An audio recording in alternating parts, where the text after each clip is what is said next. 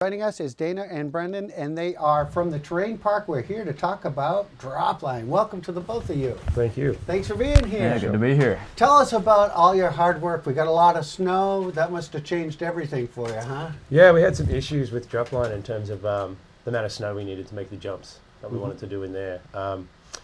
Geographically on the mountain, Dropline has had its challenges, but we think we've got something good going this year. So we built some really nice jumps. At the moment, I believe they're about 25, 30 foot. Nice. So, yep.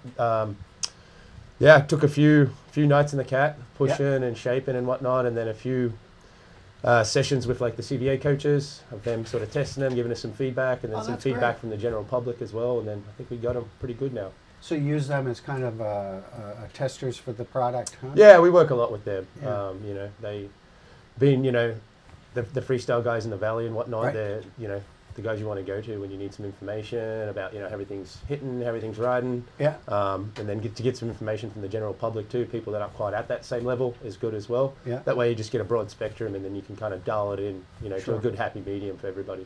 I think we've got some pictures too that you sent us. Yeah, hopefully. There it is. Look at that. Oh, yeah. I Believe I Can Fly. That's Dropline, yeah. Look at that. And I believe that is some of the CVA guys. And then I know one of our guys, Ben, there's some shots of him on the skis as well. Well, you can really get some air out of that. Yeah. There's Ben there, yeah. Now tell us a little bit about your staff. Dana. So this is Dana Higgins. Yeah. He's one of our TerrainPark rangers. Yeah. Does great work. How many do you have? All up, we've got about, believe 5 full-time, and then a couple guys that help out part-time as well. Yeah. And then we have. What's your daily regimen when you get here in the morning? You got to first head right up and check things. How does it work? Dana, why don't you take this one? Yeah, so all the park rangers, we get our sporks or shovels if we get a lot of snow the night before and we hit the parks.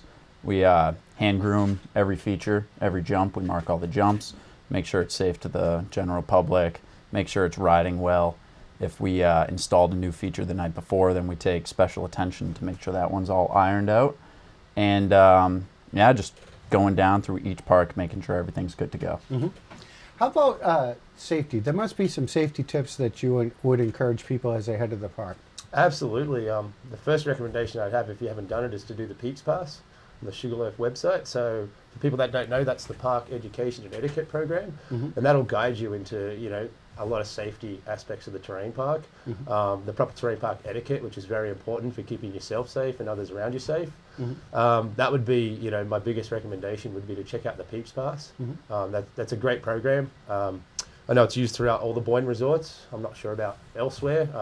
Just about every terrain park will have a safety program implemented, but for Boyne it's Peeps, and I think it's a great program. I've seen programs all around the world for terrain parks, and Peeps is the most in-depth program I've seen.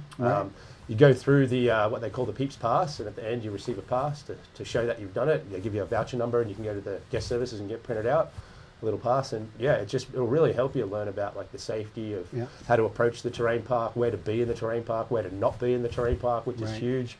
My biggest recommendation is, you know, look before you leap. You know, have a spotter. Know, you know, the hardest thing is with the jumps, the bigger jumps, is knowing someone's not in the landing. So having a spotter, you know, is pretty key.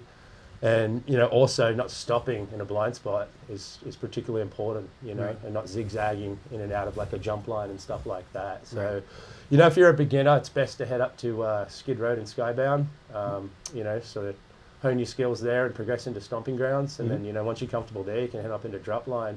Is my recommendations for like the progression. You know, we've got a great progression in the parks here. So it's yeah, it's just a case of getting out there and getting after it. It's fun to watch the kids in Skybound too. Yeah, it really is. It's you know, I get kicks out of it. You know, being up there and seeing the little kids. Just feel it. You know, like how slippery you know, all the little basics that you would need in the bigger park are all right there. You can learn it. Great. Hey, stay with us. We're going to take a quick break. We're going to come right back and talk more with the folks from the TerrainPark here, and we'll be right back.